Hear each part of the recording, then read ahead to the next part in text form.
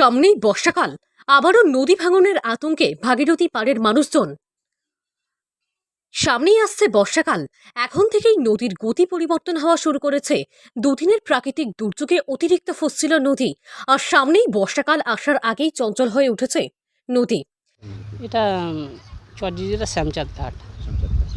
এখনো পর্যন্ত আপনাদের এই যে ভাঙন প্রতিরোধের জন্য নদীর পাড় বাঁধানোর কাজ কি শুরু হয়েছে?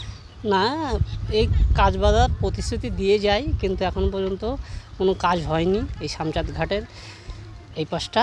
কিন্তু এখন জল বাড়লে গঙ্গার ভাঙনটা একটু বাড়ে, আর মাটিটাও তো এখন বর্ষার হচ্ছে, এটা নরম হয়ে আছে। আচ্ছা, সামনে তো বর্ষাকাল, কোথাও কি মনের মধ্যে আতঙ্ক মনে হচ্ছে? হ্যাঁ, আতঙ্ক তো থাকবেই, যেহেতু বর্ষাকাল, বর্ষার জলটা বাড়লে তোমার পাউড়িটা ভেঙে যায় ঢেউয়ে। এখন পর্যন্ত কোনো কাজকর্ম তো হয়নি, কাজটা হলে খুবই ভালো হয়, সবার পক্ষেই ভালো হয়। এবার নদীর ভাঙন শুরু হওয়ার চিন্তাতেই মাথার ঘুম উড়েছে নদী তীরবর্তী এলাকার কয়েক হাজার বসবাসকারী মানুষদের। ঘটনাটি নদিয়ার শান্তিপুর পৌরসভার 16 নম্বর ওয়ার্ডের শ্যামচাঁদ ঘাট তীরবর্তী এলাকার। স্থানীয়দের দাবি, কয়েক মাস ধরে নদীর পার ভাঙন রোধ করার জন্য বিক্ষিপ্ত জায়গায় বালির বস্তা ফেলে কাজ শুরু হয়েছে, তবে এই ঘাট সংলগ্ন থেকে কাজ শুরু হয়নি। নদীর পাড়েই রয়েছে বিঘা বিঘা চাষের জমি, কেউ চাষ করেছেন পাট, কেউ বা চাষ করেছেন অন্যান্য সবজি। তবে এখন থেকেই নদীর উত্তাল দেখে ভয় পাচ্ছেন স্থানীয়রা। কখন জানি আবার শুরু না হয় ভাঙন, কারণ প্রত্যেক বছরেই ভাঙন শুরু হলে ব্যাপক ক্ষতির মুখে পড়তে হয় তাদের। হ্যাঁ, অবশ্যই দুশ্চিন্তা তো হচ্ছেই। দিনকে দিন ধরেন হলোগা জল বেড়েই যাচ্ছে, আর বাড়ি তো আমাদের কাছাকাছি চলে এসছে। ম্যাক্সিমাম হলোগা 30 হাত দূরে আমাদের বাড়ি। তো আর কিছুদিন বাদেই তো বাড়ি ঘর দুয়ার সব ভেঙে যাবে। সেই চিন্তায় আমাদের রাতে ঘুম আসে না, যে কি দিয়ে কি করব।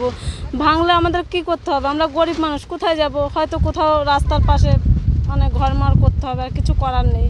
আর কর্মসূত্রে আমাদের এখানে আমরা কাজমাজও করি, কিন্তু আমাদের সেগুলোও ভেঙে গেছে। কিন্তু কেউ কোনো দায়িত্ব নেয় না। ভোট আসলেই বলে যে হ্যাঁ এটা করে দেবো, ওটা করে দেবো, কিন্তু 2 বস্তা 3 বস্তা ওইদিকে বালির বস্তা ফেলেছে, কিন্তু আমাদের এখানে কিছুই হয়নি।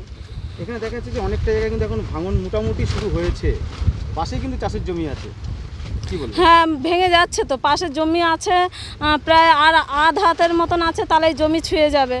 তো জমি সব চাষবাস সব বন্ধ হয়ে যাবে, ভেঙে জল ঢুকে গেলেই ধরেন লোক জমির ফসল নষ্ট হয়ে যাবে। এই যে পাট আছে, এই পাট সব লোক নষ্ট হয়ে যাবে। ভিটে বাড়ি ছেড়ে চলে যেতে হয় অন্যত্র। এছাড়াও বেশ কিছু চাষের জমি নদী বক্ষে চলে যায়। স্থানীয়দের ক্ষোভ, ভোট আসলেই নেতারা প্রতিশ্রুতি দেয়, কিন্তু সেই অর্থে কাজ হয় না। প্রয়োজন পাকাপোক্তভাবে কাজ, কারণ বালির বস্তা ফেলে কখনো নদীর ভাঙন রোধ করা সম্ভব নয়।